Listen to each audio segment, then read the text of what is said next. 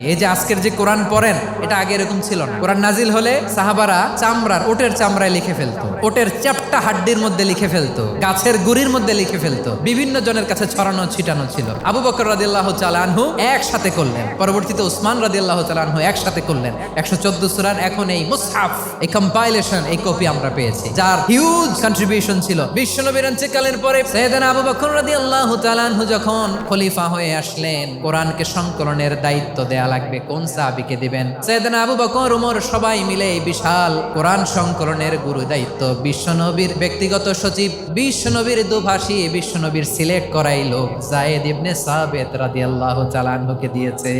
এই পুরো কোরআন কম্পাইলেশনের project manager ছিল যায়েদ বিন সাবিত রাদিয়াল্লাহু তাআলা। দেখেন, এত সাহাবীর মধ্যে থেকে বিশ্বনবীর একাডেমিক প্রজেক্ট যায়েদ বিন সাবিতের মতো তরুণকে নির্বাচিত করেছেন। কেমন ট্যালেন্ট হান্টার ছিল আমার নবী, সুবহানাল্লাহ পড়বেন না?